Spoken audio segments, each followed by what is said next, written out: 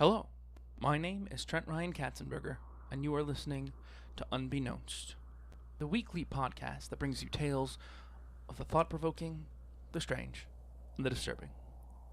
And tonight, we're coming to you from a drafty Victorian manor, filled with sadness and mourning, as I read you Edgar Allan Poe's The Raven. Once upon a midnight dreary, while I pondered, weak and weary, over many a quaint and curious volume of forgotten lore.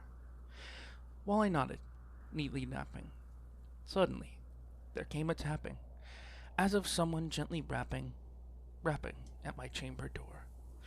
"'Tis some visitor," I muttered, tapping at my chamber door. Only this, and nothing more. Ah, distinctly, I remembered. It was in the bleak December, and each separate dying ember wrought its ghost upon the floor. Eagerly I wished the morrow. Vainly I had sought to borrow from my books surcease of sorrow for the lost Lenore, for the rare and radiant maiden whom the angels name Lenore, nameless here forevermore. And the silken, sad, uncertain rustling of each purple curtain thrilled me, filled me with fantastic terrors never felt before, so that now, to still the beating of my heart, I stood repeating, "'Tis some visitor entreating entrance at my chamber door. Some late visitor entreating entrance at my chamber door. This it is, and nothing more."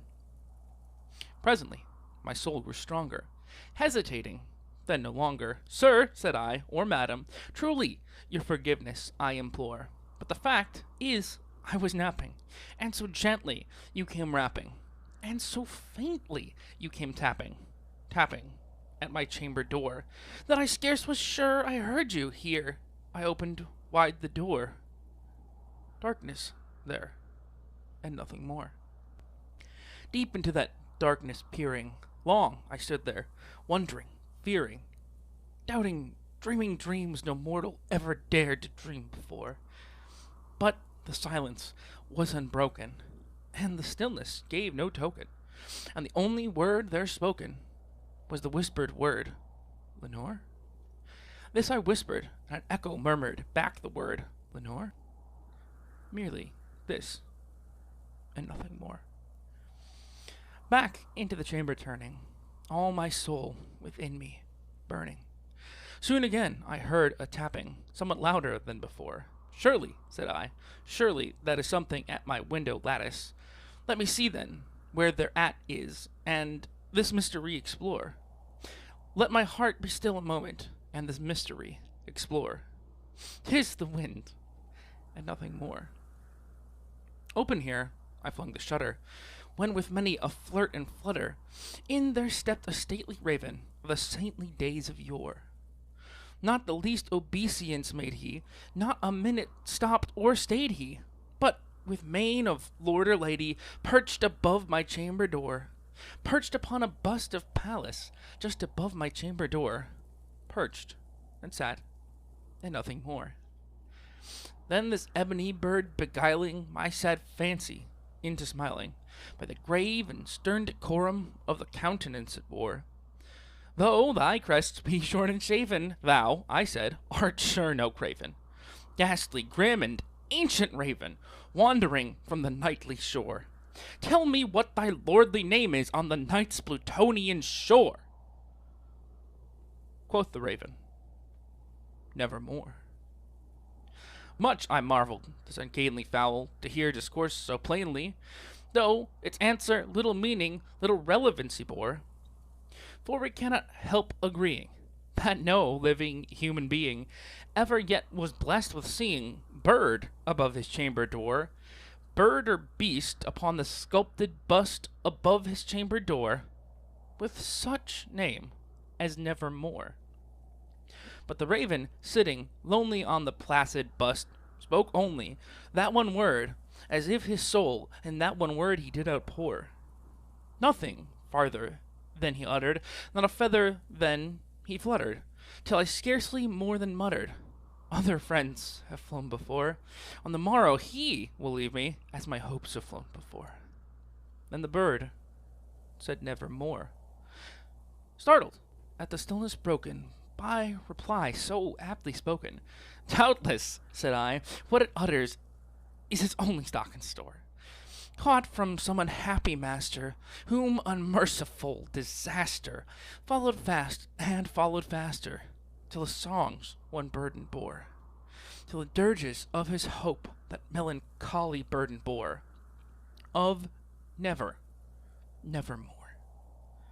But the raven, still beguiling all my fancy into smiling, straight I wheeled a cushioned seat in front of bird and bust and door. Then, upon the velvet sinking, I betook myself to linking fancy unto fancy, thinking what this ominous bird of yore, what this grim, ungainly, ghastly, gaunt, and ominous bird of yore meant in croaking nevermore. This I sat engaged in guessing, but no syllable expressing, to the fowl whose fiery eyes now burned into my bosom's core. This and more I sat divining, with my head at ease reclining, on the cushion's velvet lining that the lamplight gloated o'er, but whose velvet violet lining with the lamplight gloating o'er, she shall press, nevermore. Then, methought, the air grew denser, perfumed by some unseen censer, swung by seraphim whose footfalls tinkled on the tufted floor. Wretch, I cried, thy God hath lent thee, by these angels he hath sent thee, respite, respite, and nepenthe from thy memories of Lenore. Quaff, oh quaff this kind nepenthe, and forget this lost Lenore. Quoth the raven, nevermore. Prophet, said I, thing of evil, prophet still, if bird or devil, whether tempter sent or whether tempest tossed thee here ashore, desolate, yet all undaunted, on this desert land enchanted, on this home by horror haunted, tell me truly, I implore, is there balm in Gilead? Tell me, I implore. Quoth the raven, nevermore. Prophet, said I, thing of evil, prophet still, if bird or devil, by that heaven that bends above us, by that God we both adore, tell this soul with sorrow laden, if within the distant Aidenn it shall clasp a sainted maiden, whom the angels name Lenore, clasp a rare and radiant maiden, whom the angels name Lenore. Quoth the raven, nevermore. Be that word our sign of parting, bird or fiend, I shrieked, upstarting. Get thee back into the tempest and the night's Plutonian shore. Leave no black plume as a token of that lie that soul hath spoken. Leave my loneliness unbroken. Quit the bust above my door. Take thy beak from out my heart, and take thy form from off my door. Quoth the raven, nevermore. And the raven, never flitting, still is sitting, still is sitting, on the pallid bust of Pallas, just above my chamber door.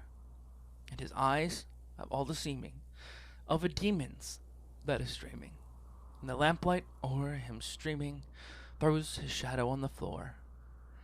And my soul from out that shadow lies floating on the floor, and shall be lifted nevermore.